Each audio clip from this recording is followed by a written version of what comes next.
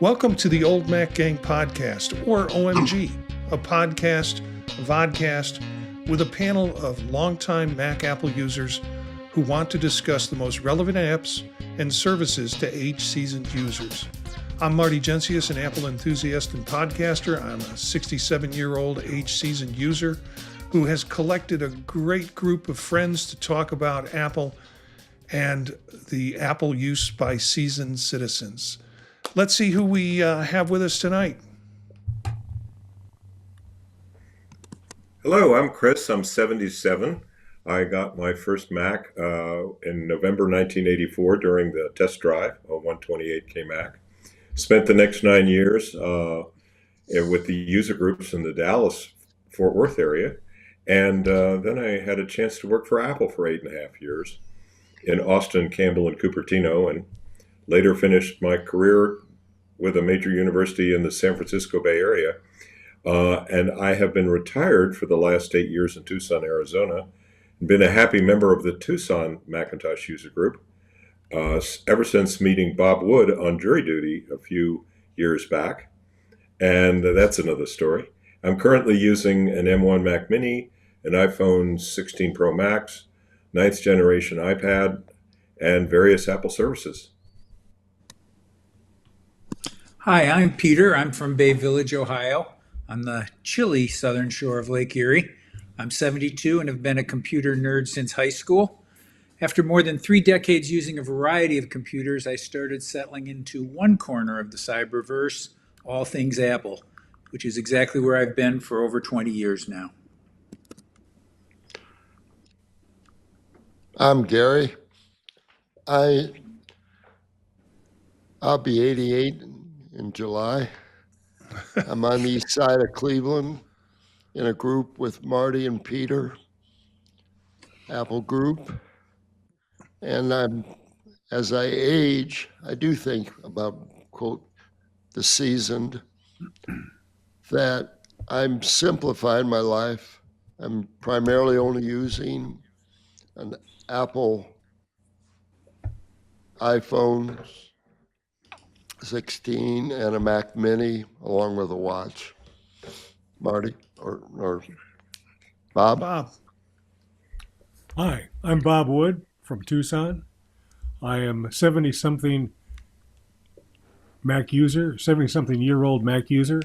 I have been involved in Macintosh user groups, not only in Tucson, but also in Milwaukee, and am looking forward to learning what everybody has to talk about in tonight's session.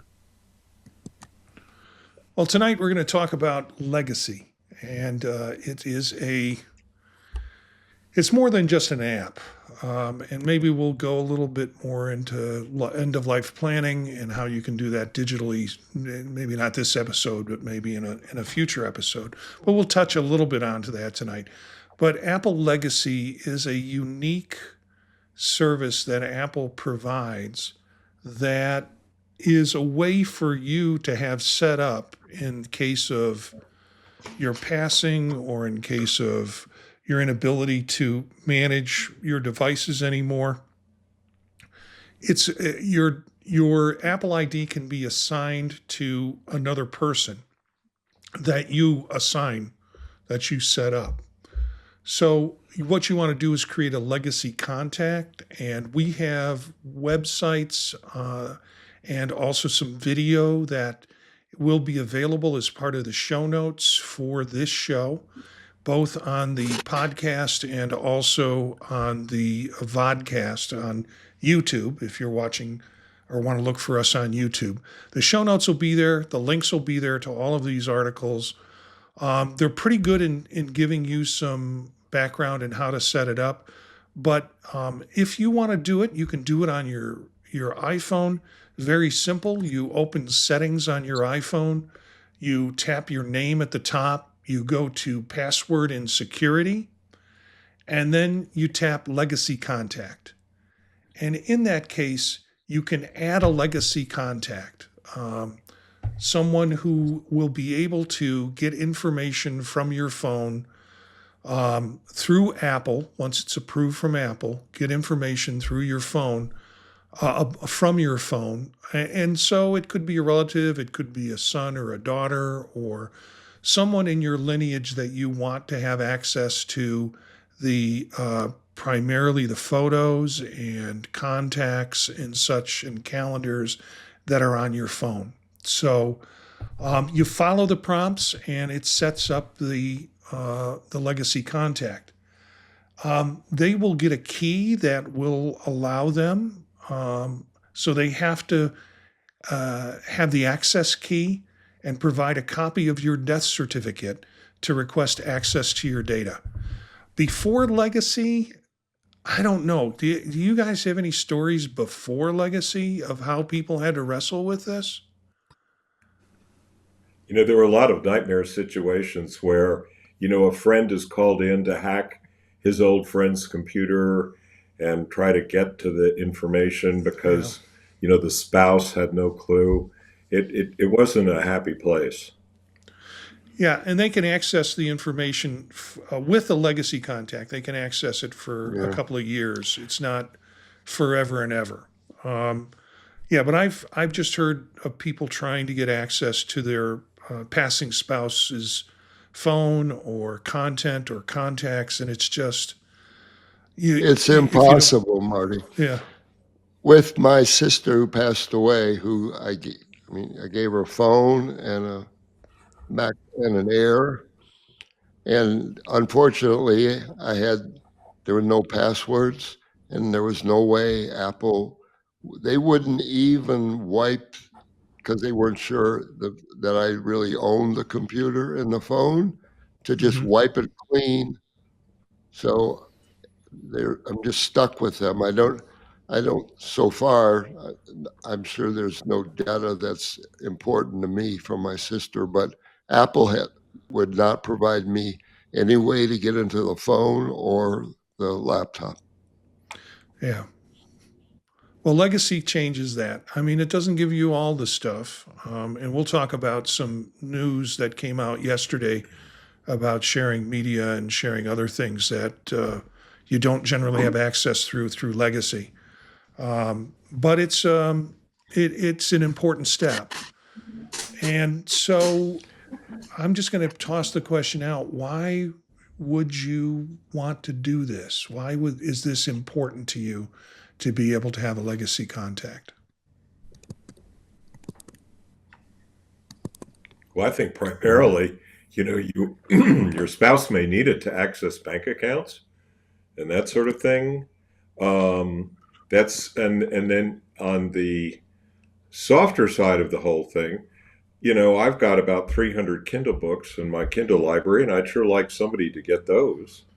There's a lot of money in that. So, I mean, that's sort of the full spectrum from the necessary to the nice to have kind of thing. And how do we do that? How do we plan for when? And I'm the guy that needs to do all of this, actually. So, I haven't set any of this up yet, but it looks like we've got more tools, and I'm glad we're exploring it. Yeah. I know, Gary, you mentioned the difficulty with your sister. Is there anything that else you can add to that in terms of the importance? Well, you, I, I've really been fortunate. As I mentioned once before, I have two kids, son in Nashville in his 50s and a daughter 2 years older in Seattle. And what I've done after my wife passed away in September of 21, I've included them as joint owners of everything. So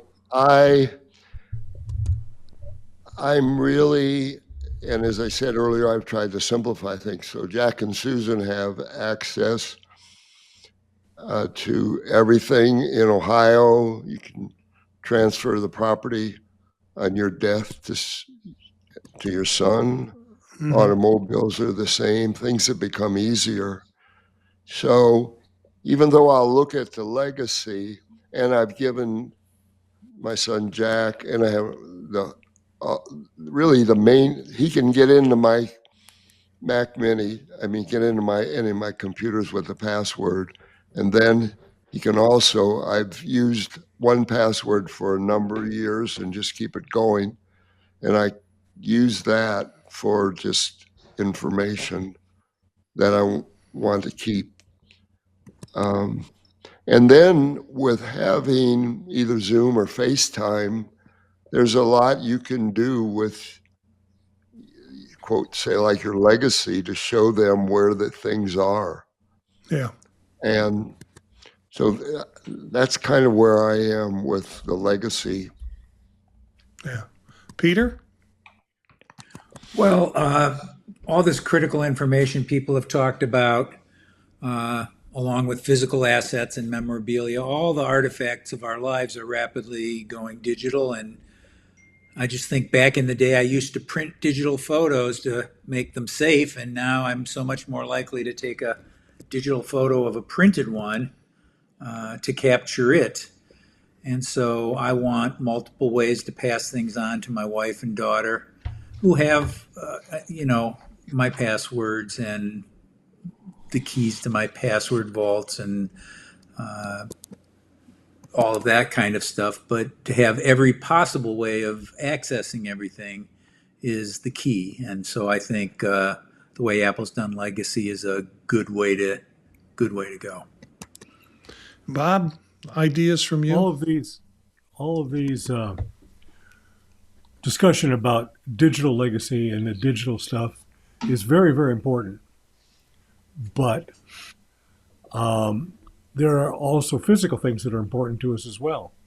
And I would like to encourage our listeners to take a photo inventory of those things. Well, this thing should go to Cousin Joe, and this thing should go to Cousin Chris, and so forth. And so if you take the digital photos and you make notes with them, those are important things as well. And I also keep a lot of this information in 1Password as well. And and my wife uses 1Password, and I have a shared vault in 1Password where I have passwords to allow her to get into all of my devices as well. So I see 1Password as an important place to keep this stuff, or whatever digital asset manager you use. Yeah. I got fascinated by legacy when it first cropped up.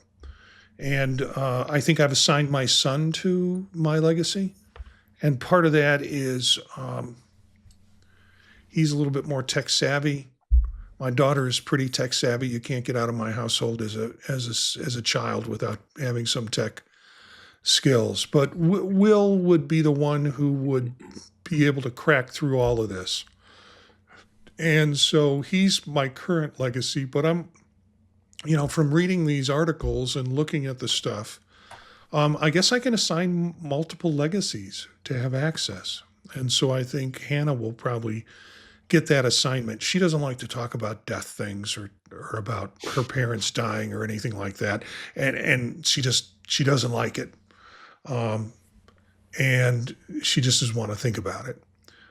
But somebody has to. So, Aileen and I have been more serious talking about this kind of stuff. And there's no guarantee who's going to go first. Is it going to be her or is it going to be me? And in which case, it's important to me that someone has access to the digital stuff that I have. And in particular, things that they'd want to keep, people they'd want to contact, that sort of stuff. So that's why it's kind of important to me, and I've set it up at least with my son a while ago. Now, of course, he has to have the password, and he has to keep the password, and the document has to be available with him for the password. And you have to. That's why I'm doing two, because Hannah will keep it. Will go. Oh, yeah, I'll figure it out. But it's important for me to kind of have that legacy. So I've set it up. I don't know if anybody else has played with this or attempted to set it up yet. Setting up legacy. Yeah. I have set it up, and I've set it up so that my wife and daughter are legacy contacts, as are my two sisters. Wow. Oh, So and you're thinking of, you're thinking the importance of doing that for the kind of work that you've done, the kind of things that you left behind, Peter. What? Well, I think I've really done a little. I think that is sort of a bare minimum because, like Chris was saying, I think a lot about the digital content that I own. And it's not automatic that because someone's a legacy that they can get my Kindle books. However, I have every time I get a Kindle book or an Audible book or a digital music, Mhm. I make an archive copy on my little disk farm that I have. And I also diligently remove any digital rights management software from around those books. So the Kindle books, there's a copy also that is an EPUB or a PDF to make it more accessible to someone I would want to leave it to. Now, I know that Amazon and Kindle think that they've given me a license, and when I die, that license expires, and they don't agree that it's like a book, like all the books and CDs and VHS and DVDs that I have. But I think of it that way, and I've tried to structure what I have that way, but I have not done enough. When we got this assignment for this show, I immediately started using file tags for the first time. So I started tagging files by type, text, audio, video, interactive, and category, math or education, literature, entertainment, and with people's names on them, So this is going to go to my nephew Ryan. He's a music head. He's gonna, any collectible music, he's the guy it should go to, and other things I might say, this should go to, a particular, I've given journals I have to libraries, including Kent State, where Marty is, and they were happy to receive, 10 years of an audio journal, and I'm sure that some of the other things I have that are, kind of collectible in that way, there are probably places, be it the Internet Archive or somewhere else, that would love to have them. Yeah. I think when you're talking, Peter, I'm thinking, when my kids were young, we shot VHS tape of them doing stuff, and we knew that wasn't going to hang on for a long time. And we converted some of that to digital video. But, if I don't have that access set up for people to easily get it, that digital video might as well be lost. And so thinking of those types of memorabilia that has my kid dancing when he's 5 years old, was VHS. Now it's digital somewhere, and then being able to pass that on to his own embarrassment. That it's part of the legacy of our family in a lot of ways. So I think about that now, and I guess Legacy app doesn't handle all of that, but it handles a part of that. And then thinking more about end of life planning. I want to share a book that was brought up in our Mac user group in Northeast Ohio, and the title just drives me crazy in a good way. This is a book called "Sorry, It's Your Problem Now Because I'm Dead," and it is a end-of-life planner, and it's not expensive. It comes in a fairly large print and in large size, which I think it's maybe thinking of its audience in that way. We have the link for this in the show notes if you want to take a look at it. I really would like something digital, not analog. I don't want to have to write a lot, but there is some stuff in here that as I go through it, it's sort of like, yeah, put this in Excel spreadsheet and just, collect all of this in a digital thing that I can pass on to my son and my daughter. lots of information and lots of things that trigger my thinking, oh, yeah, I got that. I probably should write that down somewhere or at least have it in a digital version. So, Well, I would suggest opening a couple Apple Notes, which is something else I did this morning as a result of this, because I kind of realized that I needed a kick in the rear end, and this show may be it. But as I described that organizational system, I realized there needs to be a guide. So as I create a tag, I've created a smart search, and in the Apple Note, a way to go to it and saying, you want to see these files that I've tagged this way? Here's how you do it. And so it's the kind of thing you can keep adding to and do a little bit at a time, even as you're going through a photo album or something like that. I mean, it's like, I almost feel like a little kid. Like this morning, I figured out a good use for tags. And of course, tags, a file can have multiple tags, and it does seem to me to be something that's useful. I mean, I have used them once or twice before when I'm on a project and I wander around my hard drive and tag things. And instead of collecting them and copying and making another one that's in another folder, and now I have two of all of that stuff, I just have a smart search that goes to those files. And that was my first use of it. But now I think this is a marvelous use for it. yeah, and and Bob, talked about the usefulness of notes, and I didn't even think of notes. But the thing is, you can also share notes. So if I'm Right. dead and I can't get to my computer, that shared note to my son will have all the data in it that they want in his notes. And giving that Apple we see as a pretty secure platform, Notes seems like another good way to pass it on.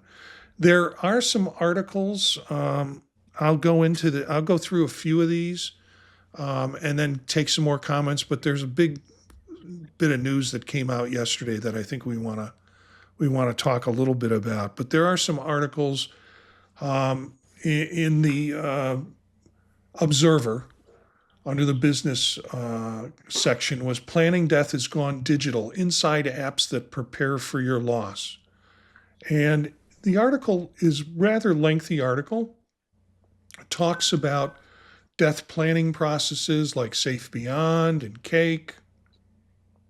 Lantern is an app that you can put the data in. Empathy is one. So there are some apps that are out there or online services that are out there that you can start to do this digitally if you want to. And then this I thought was really pretty cool. If you don't want to buy Sorry I'm Dead, we by the way, we left that deliberately on the coffee table so my daughter, when she comes over, will see it. That will really upset her. But if you don't want to buy that, there is Life File Digital Estate Planning. This is Death with Dignity. And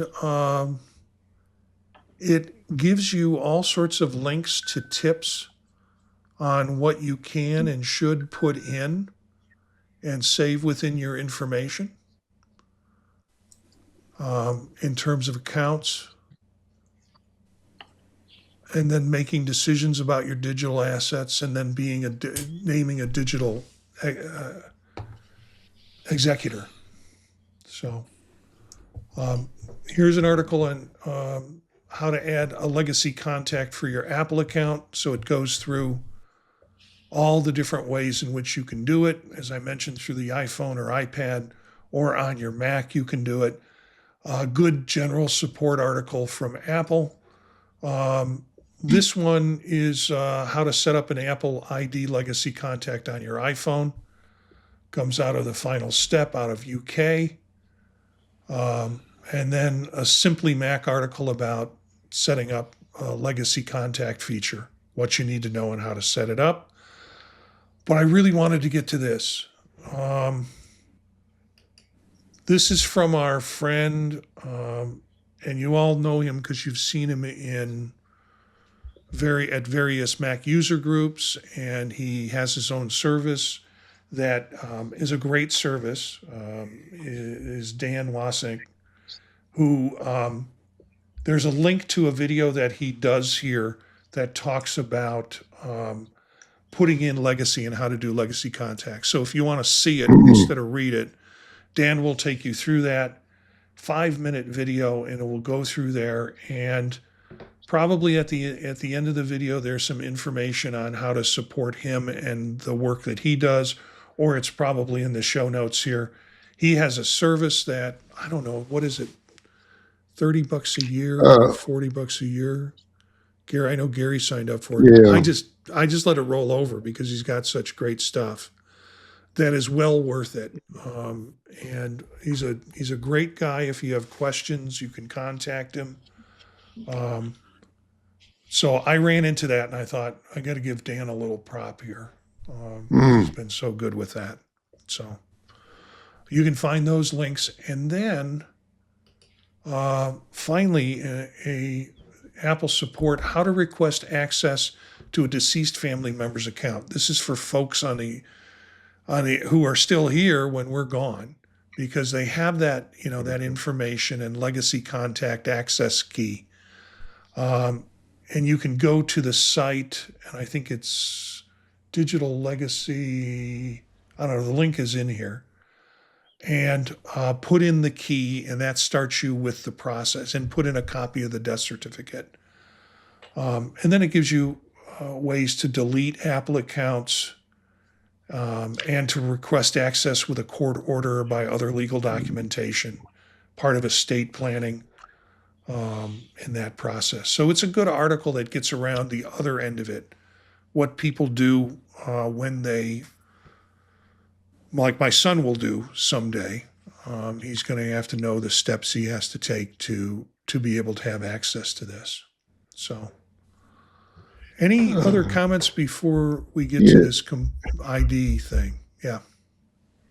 Well, just quickly, because I'm involved also in a memorial society, and I think the critical thing here, it's common sense, is this communication with who, your spouse, your kids, or whoever even you're going to give something to, so they know what's coming down the road. And then perhaps, especially if you cross maybe 75, 80 threshold, you're aware that life, you're near the end. I mean, I'm aware, but I'm alive.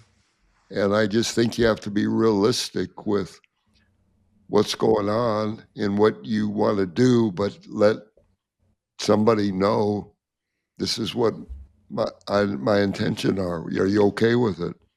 Mm-hmm. Yeah. And those, the book is one way of doing it. There are, but really kind of having those tough conversations. And it will be tough conversations. I mean, I know what I want to happen with me and my passing. My wife knows what I know what she wants, and she knows what I want. But eventually, it also has to be communicated to the kids who are going to roll most of that out, or your significant other or family member who are going to manage that. The other things, I didn't know I knew legacy, but I didn't know what was going to come up, and you guys don't know what I'm going to say now. But I do have some books, and Marty and Peter know I've been trying to get the listeners or the viewers to contact us so we know who's out there. But I did see Marty talk about the Pod Talk Network, where to go to find us and contact us. I'm looking at it. So if somebody emails you and you pass it on to me, I'd be glad to send them this book as a reward. It's not a reward, but it's a very good book, similar to one you showed at Amazon. But and this is for end of life planning. Yeah. Yeah. Okay. Good. So we'll see. Yeah. We'll see.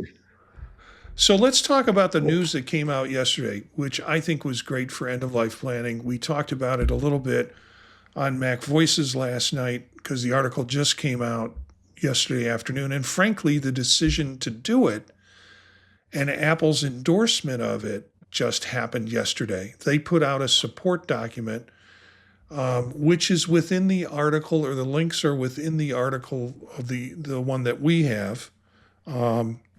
you can get to the support document that Apple put together to say this is how you do this if you want to do this. And it's basically, how do you combine Apple ID accounts? I mentioned last night on the show that I had one when I first started, and nobody could figure this out, and I think I figured it out. I had one that was tied to my .Mac account and Mac.com account. And that was when I was purchasing things through iTunes. And it was at some point they said, Apple sent me an email and said, you have to change your account email address. And it might have been when it opened up to a lot of other product, when it wasn't just iTunes. But then I was required to use a different email. I didn't purchase a lot. I think I could pull some stuff over, but it didn't get everything. But I still had 2 Apple IDs. So my second, I want to say Apple ID, but my second account was my Gmail account. And so I've got software I've purchased on my .Mac, and software I've purchased, most of my stuff has been on my Gmail account. So the idea that I can combine those as multiple IDs is pretty exciting. I know a lot of people are real excited about it. Anybody want to comment on that? I've got 2 Apple IDs. I'd be real excited about combining them. Yeah, I had it when I was working. I had a separate ID because I was using a university purchase card for things like the developer conference and kind of stuff like that I went to. And of course, in retrospect, I wish I'd never done that, because I've called Apple, probably 3 or 4 times over the last 10 years. And of course, they never knew what to do. So it looks like we found a good way to do that, and that's exciting.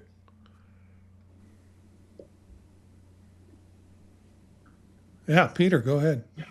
Yeah, I'm in the same spot as Chris. I had a business I owned. I still have half a dozen or more things that I bought on that account of great software that never has charged for an upgrade in 20 years or so, I think. PCalc is one of them. I don't remember some of the others. But when I go to get a new phone, I always have to put in my old password and log in. I mean, it's a little annoying. It's not terrible, but I do like the idea that before I pass, I can take everything I've bought from Apple, which is a lot of music and videos and some software, and merge my account with my daughter's, and then she has it all. I mean, I don't quite have the facility I would love, which is to say, she doesn't want any of the jazz, that should go to, my niece, but it's better than where we're at right now. I can't pick things that I've bought and have them go different places, which is what I really like. Yeah, or just make a bunch of Apple ID accounts and just merge all of the stuff with all of it, and then delete the parts that you don't want that account to go. This was what was exciting for me, because I am a movie fan. I did a minor as an undergrad in aesthetic English, which is basically watch movies. And last night I was watching North by Northwest, and I've got a copy of that digitally. And as new movies come out, I purchase a lot of movies. And I'm like, when I pass on, here's thousands of dollars of movies that my kids should have watched when I told them to watch it. And it would be nice if I could pass this content on to them. And that would probably go to Will, because Will has the movie archive. They're all part of the family plan that I have, so they can access it now. The other option is just give them my Apple ID and they can just log in that way and get it that way. And my legacy of Apple ID lives on forever. But the idea that you can combine accounts that way, and hopefully, I'm not sure the article is really clear on it, that you can combine the accounts outside of who you are. So if I want to leave them to my son, even though he's part of my family, I can leave it to his Apple ID, and then he can deal with the Right. family account that my nephew's on, and my niece is on, and my brother-in-law's on, and we've got a good size of family that are on, 5 or 6 that are on the Apple shared family plan. So Well, I thought of a workaround that has a fatal flaw, but it's humorous. Every Apple purchase you create a new ID for, and then and then you can merge that particular item with whoever you want. yeah, if Apple will even let you create that many IDs, who knows? Bob, any thoughts about this merging? Yeah, I have a question. You have two Apple ID accounts, account A and account B.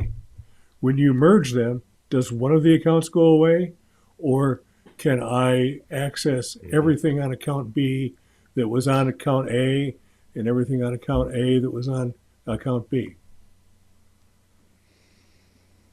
Good question.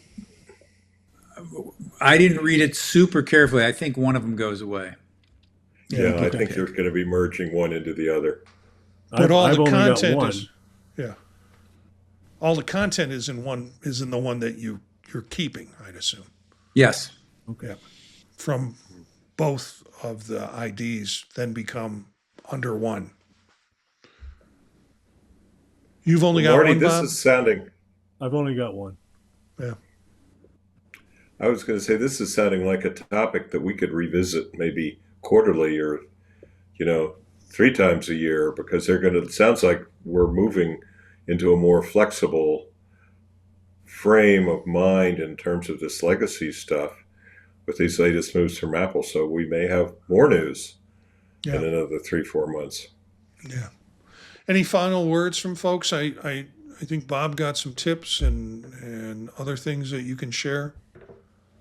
Well, I do have a couple of things I'd like to say. You talk about end of life planning. I kind of feel that that's like filing your tax returns. But the problem is you don't know the date that you have to file them. So you just keep going, yeah, that's a really good idea, but I don't have time today. Maybe tomorrow, maybe the next day.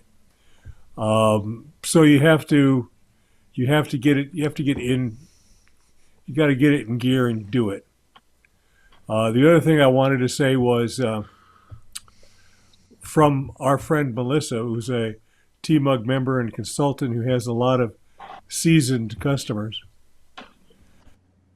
And she said, you can pass along my advice that we will all need to practice our checkout drills before we log out of the human interface permanently.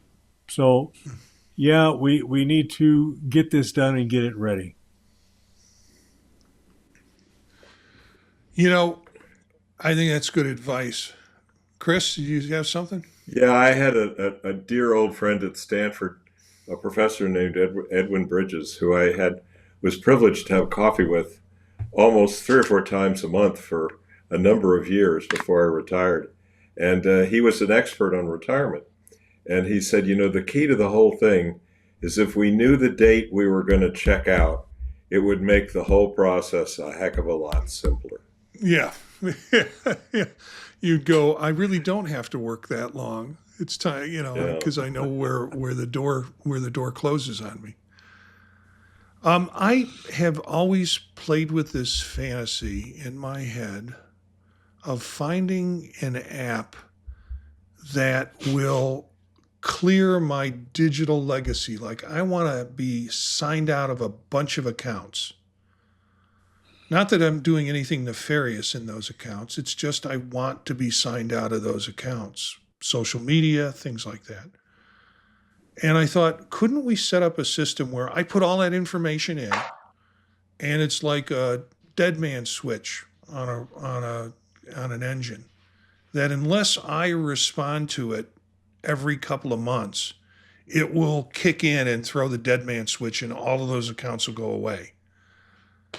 And I thought, that would be a great service. I don't have the technology to do it, but I would sign up for it and, pay a fee to be able to have that. And as long as, I got email from them and they say, please check back in, we want to make sure you're still alive. And so I was looking for apps that were end of life apps, end of life planner apps, and ran into this one called Trigger. And I opened it up and I looked at it, and it looks like there are that's what it does. It checks in with you every couple of months. Now, I don't know what it does as consequences because I haven't signed in and signed everything up on there. But from the narrative around it, it's like, we'll contact you, and we'll contact you multiple times. And if over a couple of days of not responding multiple times in multiple ways, we're going to take action on whatever you've asked us to take action on. So, but I haven't gotten that far into the app, but it seems like I would find it useful. Perhaps we have some listeners or viewers on YouTube who have more experience with Trigger, and good or bad, and they could leave feedback for us on the YouTube account in the comments. That'd be great. And I might continue the sign up process just to see what the end game is for what it can do, and bring that up next week or next episode that we do. Yeah, so I finally found what I thought was the app that I always wanted to find. Something that would stop all the spam, that would do all that. Because if my emails get turned over to my son, and again, there's nothing nefarious about it, I sure would like to cut off a lot of the stuff that I normally get. There's no reason for them to keep doing that. And I can check out of my social media accounts with that process. But I'll look into it. I didn't have time to look into it today, but I finally found something that I thought was what I'd been dreaming of. So let's wrap it up for this episode. Our next live episode will be on Wednesday, February 19th at 9 p.m. through YouTube, where you can watch this crew at youtube.com/@oldmacgang, all one. You can always pick up the podcast or video later if you missed the live show. Share it with your friends and with your Mac user groups. Our music bed is from Philip Gross, Marrakesh, courtesy of the Free Music Archive. For more information about this podcast and others, you can look to thepodtalk.net. All one combined, thepodtalk.net. Thanks for our group, Gary, Chris, Peter, and Bob. And thanks you for being part of the Old Mac Gang. See you next time.